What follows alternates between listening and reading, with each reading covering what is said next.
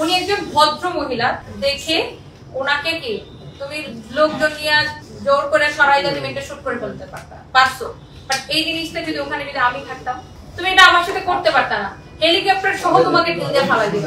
এত প্যাটার্নের দরকার নেই, বিষয়টা অনেক ক্লিয়ার। এখানে হচ্ছে দুইটা বিষয়, বারিশা হক এবং যে হেলিকপ্টারের যে ছিল ওই দিন দায়িত্বে বা ওনার বা director, one of the director, whatever it is, mister Ripon, তাদেরকে হচ্ছে ক্ষমা চাইতে হবে আপুর কাছে, কারণ তারা খারাপ ব্যবহার করছে। এই খারাপ ব্যবহার করতে পারতো না।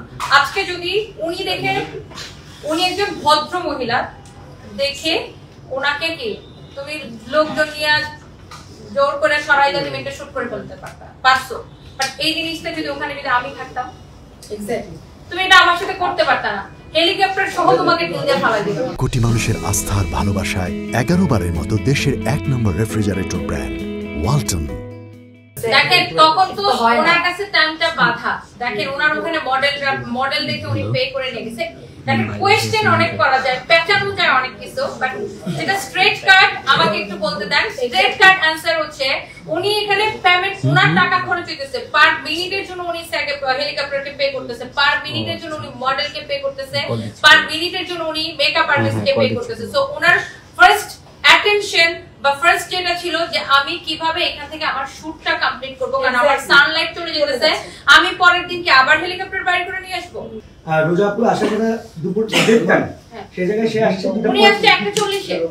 এখানে অভিযোগ আছে 2:45 এ দিয়ে আসছে, তো সেটা আসলে হেলিকপ্টার উনি 1:40 এ গিয়েছে, 1:40 এ এয়ারপোর্টে ঢোকা হয়েছে। এখানে অভিযোগ আছে অভিযোগ আমার সাথে এত কথা পেঁচানো লাগে না, আমি খুব স্পষ্ট ক্লিয়ার কাট আনসার। যদি মামলার যদি ওনারা প্রকাশ্যে মানে ক্ষমা না চায় এবং ওনার যে ক্ষতিটা হয়েছে সেটা যদি ওনারা না দেয়, অবশ্যই তিনি আইনগত ব্যবস্থা নেবেন। এখানে একটা জিনিস ওনার কাছে একটা ভিডিও আছে, আপনারা আরো ক্লিয়ার হয়ে যাবে। হেলিকপ্টার দিয়ে উনি ফার্স্টে কোথায় গেছে? ঢাকা এয়ারপোর্টে, রাইট? ঢাকা এয়ারপোর্ট থেকে হেলিকপ্টারে করে উনি চড়ে ওই রিসোর্টে গেছে, ওই হেলিকপ্টারে করে কিন্তু উনি রিসোর্টে গেছে। তাহলে একটা কমন সেন্সের বিষয় দেখেন, আপনি যেই মানুষটা হেলিকপ্টার নিয়ে ওখানে যে ল্যান্ড করলো, তাহলে কি তার শুট হবে না ওখানে? তাহলে ওনাকে হেলিকপ্টারে উঠাইলো কেন? ভেরি ক্লিয়ার, এটা তো ব্রেন খাটার।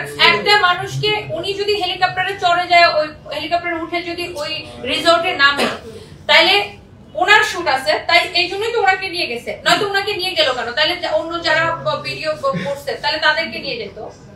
জিনিসটা ক্লিয়ার কিনা? উনি ওনার কাছে ভিডিও আছে, উনি হেলিকপ্টার থেকে নামছে, ওনার মডেলটা রেডি, শুট স্টার্ট হবে, এখন ওনাকে একজন গায়ের জোরে ছড়াই দিয়া তাদের একটা ব্যাপারটা তো এরকমও হতে পারে যে সে দেরি করে গেছে বিধায় হচ্ছে তাদের টাইমটা শুরু হয়ে গেছে, না ভাইয়া আমাকে আটকিয়ে রেখেছে এবং হচ্ছে আমার কাছে ফুল ডকুমেন্টস আছে। আমরা কেন আজকের উদ্দেশ্য উনি হেলিকপ্টার রেখে দেখ, বাট উনি 3 ঘন্টার জন্য এটা হায়ার করছেন, এর মাঝখান দিয়ে ভাইয়া আপনি আসলে জিনিসটা একটু কেমন বাচ্চা খেলা হয়ে গেল না?